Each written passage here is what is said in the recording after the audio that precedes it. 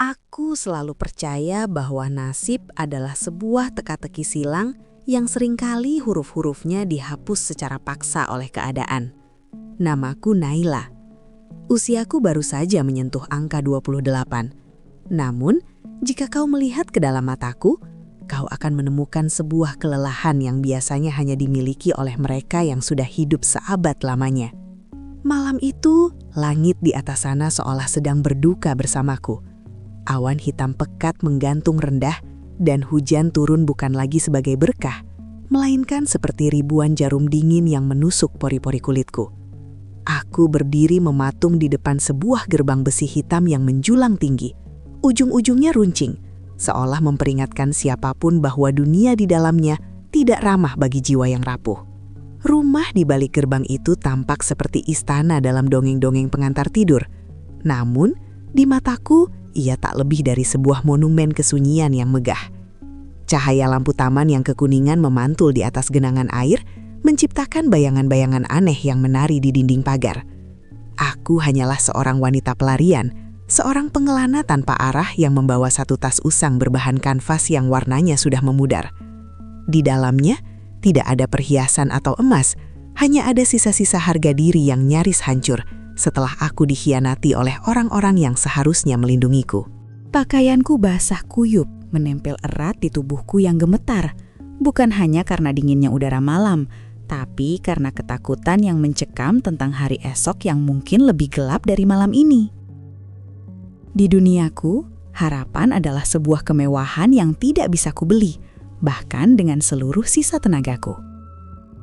Aku menatap jendela-jendela besar di lantai atas rumah itu, membayangkan kehidupan seperti apa yang ada di sana.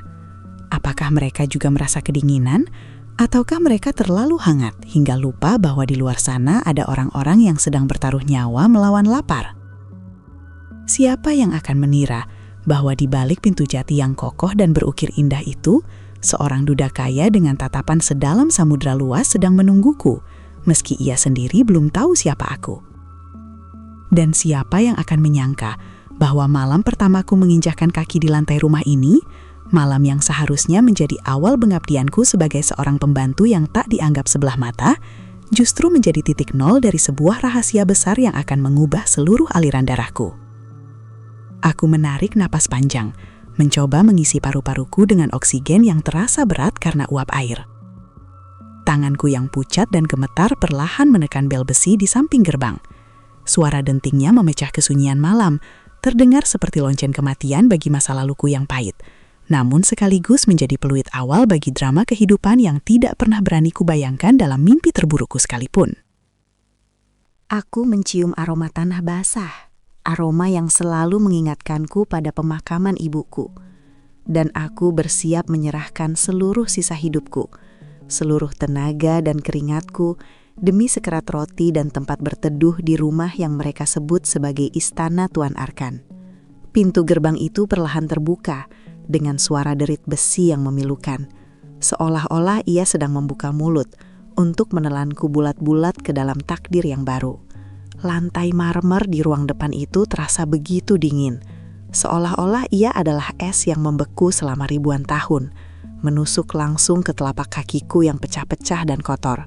Setiap langkah yang kuambil di atas permukaan mengkilap itu seolah meninggalkan noda penderitaan yang tak terlihat oleh mata-mata yang terbiasa hidup dalam gelimang harta.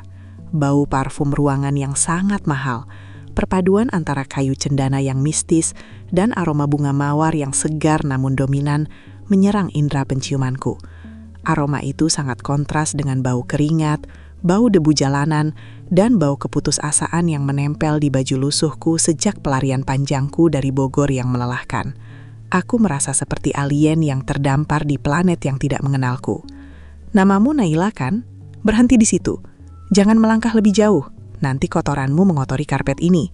Suara itu ketus, tajam, dan tidak memiliki ruang untuk negosiasi. Itu adalah suara Nyonya Ningsih, ibu dari majikanku. Beliau berdiri tegak dengan gaun sutra berwarna marun yang berkilau di bawah lampu kristal, menatapku dari ujung rambut yang lepek hingga ujung kaki yang berlumpur.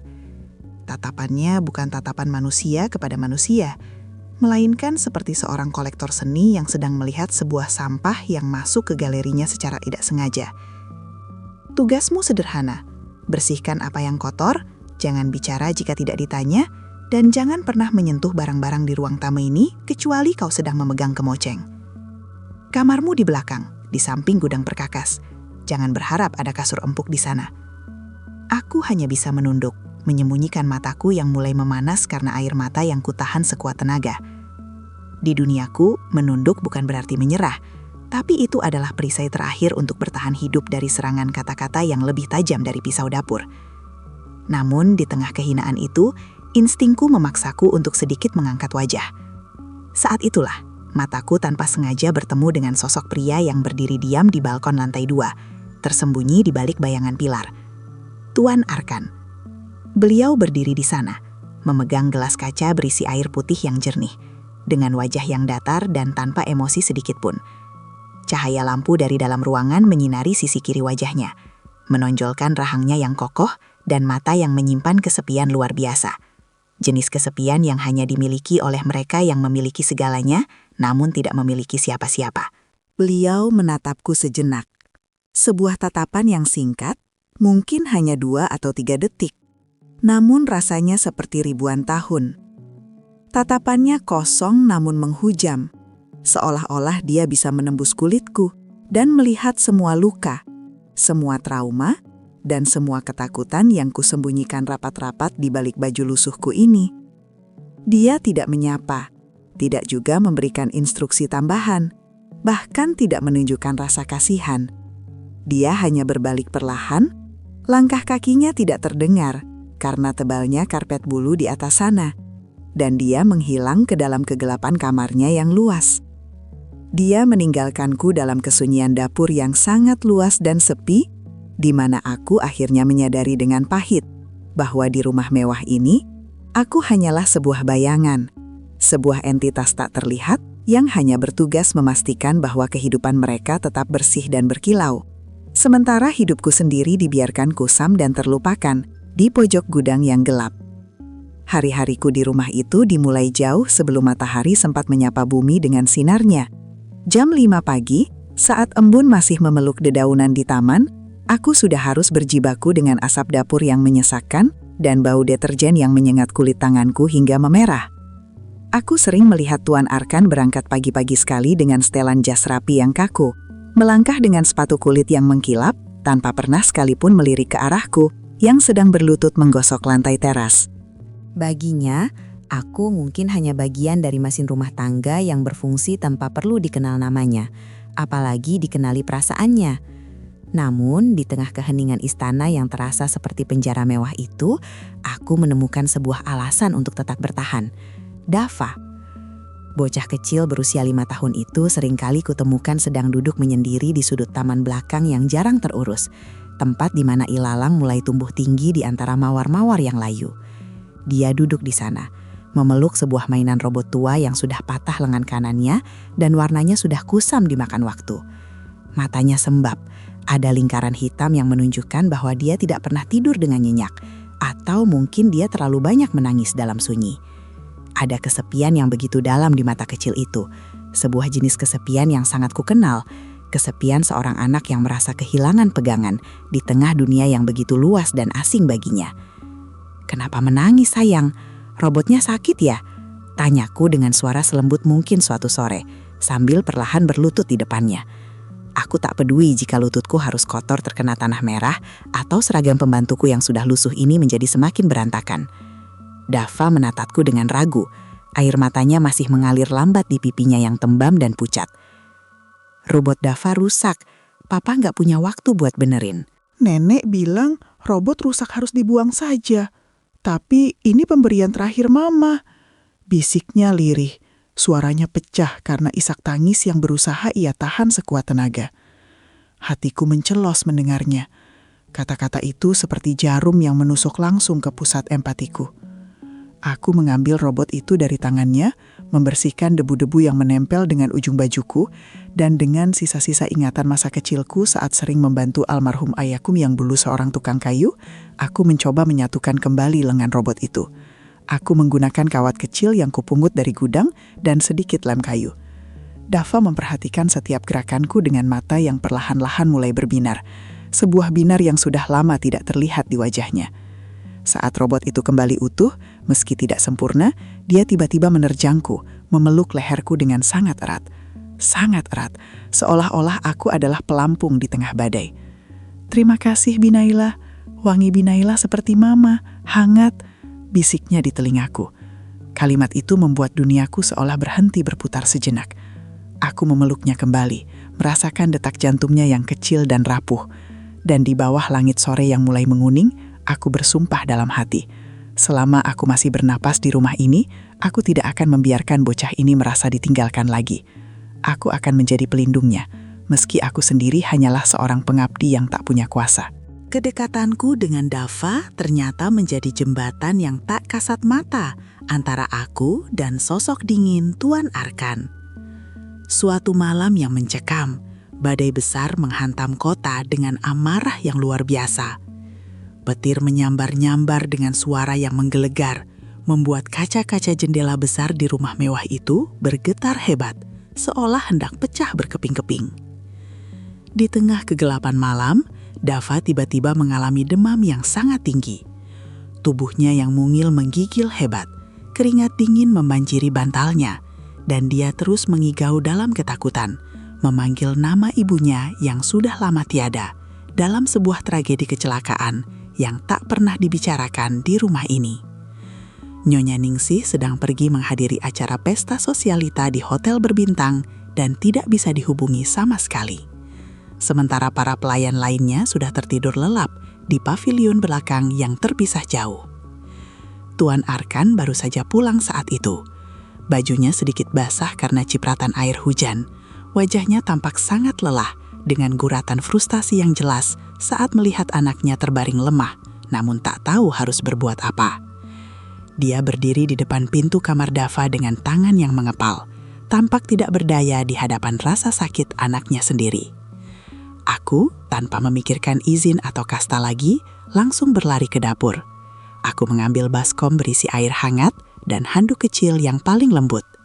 Aku masuk ke kamar Dava yang luas, namun terasa begitu dingin dan mati itu. Aku duduk di tepi tempat tidurnya, dengan telaten mulai mengompres dahinya yang panas membara.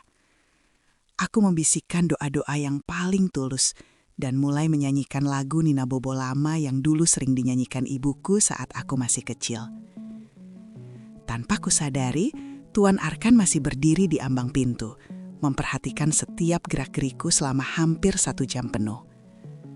Dia melihat bagaimana tanganku yang kasar karena kerja berat, menyentuh kening anaknya dengan kelembutan yang mungkin tidak pernah ia lihat sebelumnya.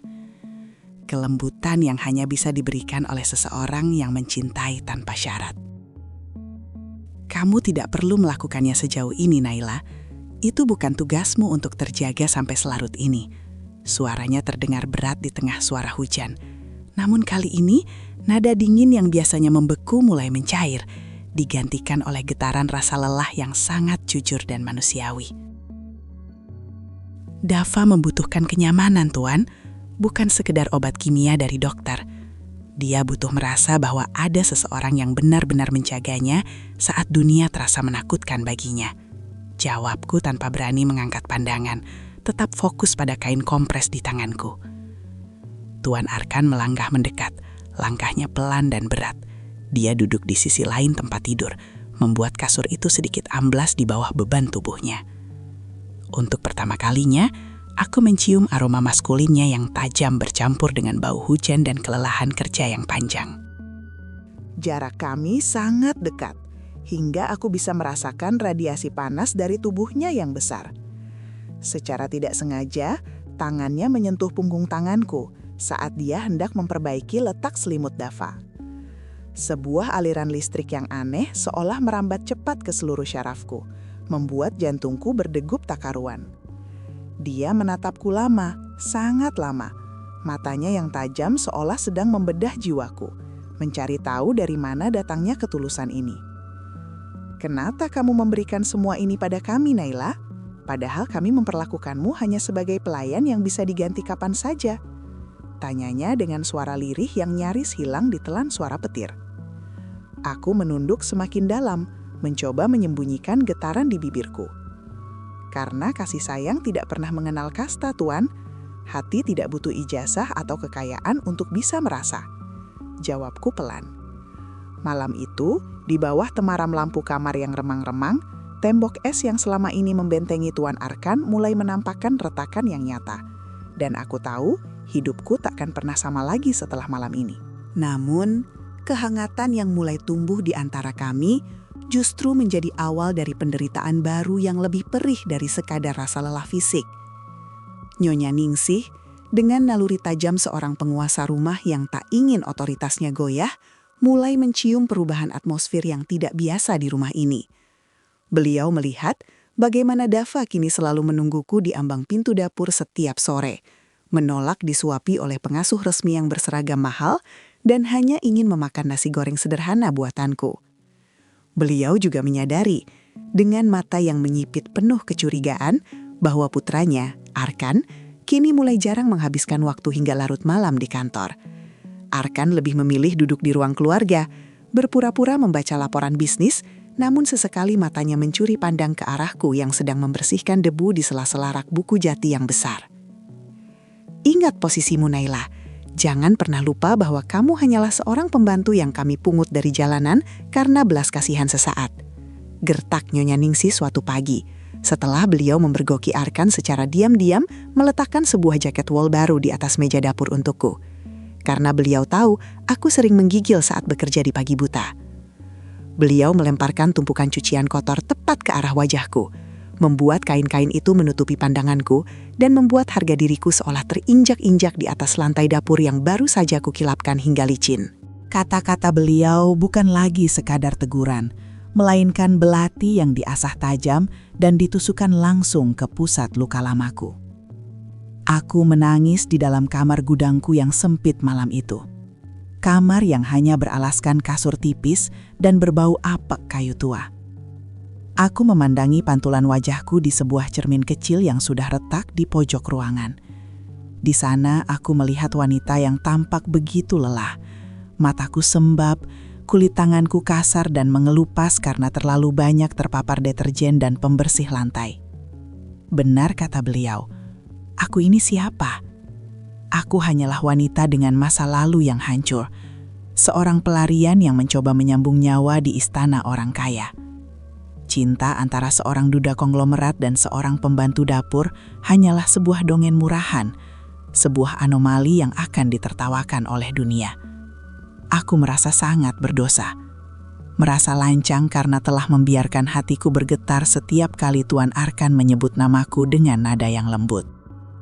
Aku berada di persimpangan jalan yang sangat menyakitkan. Jika aku terus tinggal, aku tahu aku akan terus menjadi sasaran kebencian Nyonya Ningsih. Menjadi duri dalam daging bagi keluarga besar mereka yang terhormat. Namun, jika aku memutuskan untuk pergi dan menghilang selamanya, bagaimana dengan Dava?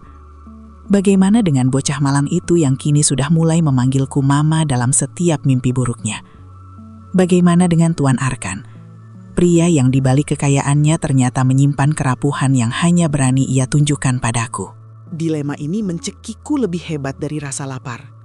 Aku mencintai mereka, tapi aku juga mencintai harga diriku yang tersisa sedikit. Aku tidak ingin menjadi penghancur bagi karir dan nama baik pria yang sudah memberikan tempat berteduh bagiku. Di balik jendela gudang yang kecil, aku menatap bulan yang tertutup awan, merasa seolah takdir sedang menertawakan kemiskinanku.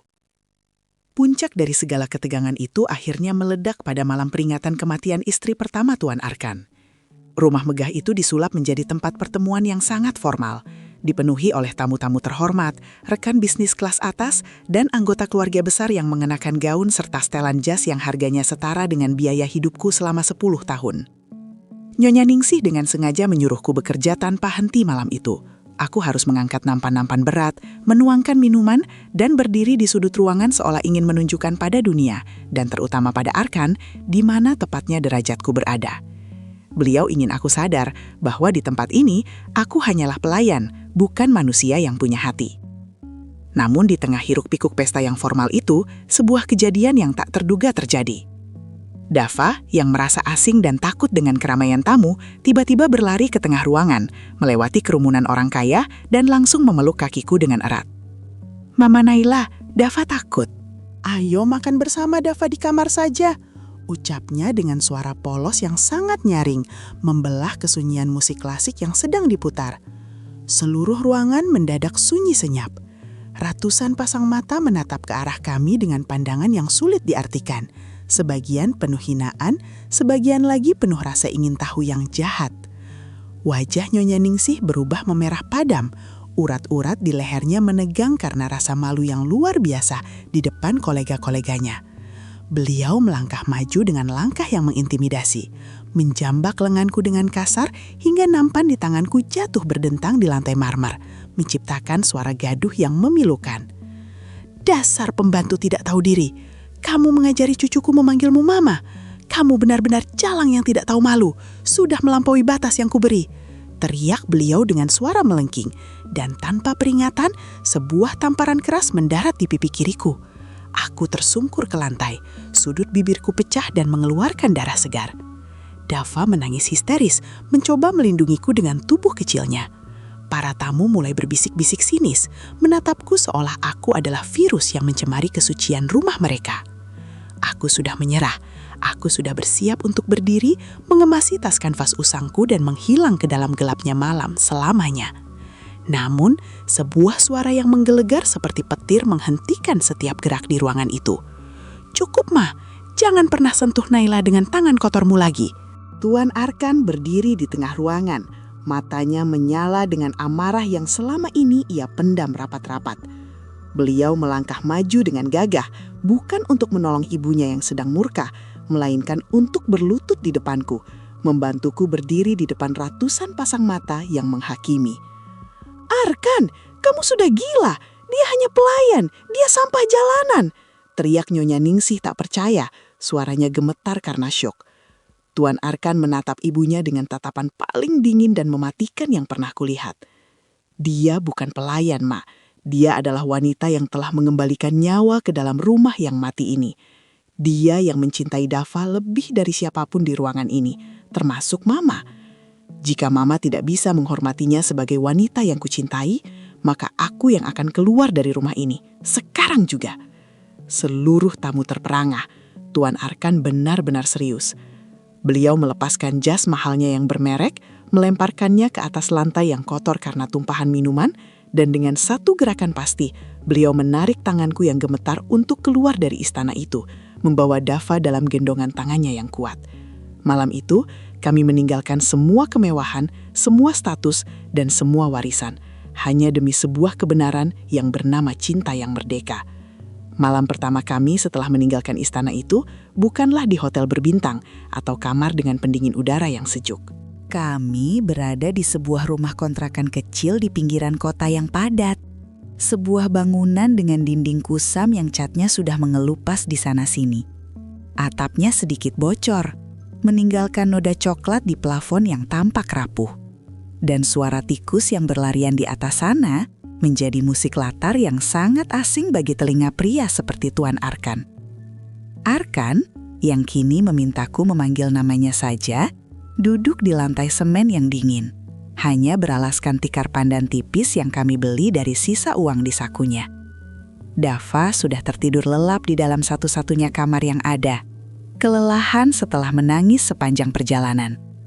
Aku duduk di samping Arkan, masih merasa seperti sedang bermimpi buruk atau mungkin bermimpi terlalu indah yang menakutkan.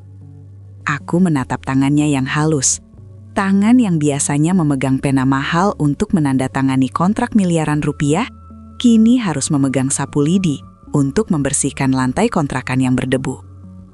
"Kamu menyesal, Arkan?" tanyaku dengan suara yang nyaris hilang, menatap profil wajahnya yang kini tampak lebih tenang meski kami sedang berada dalam kesempitan.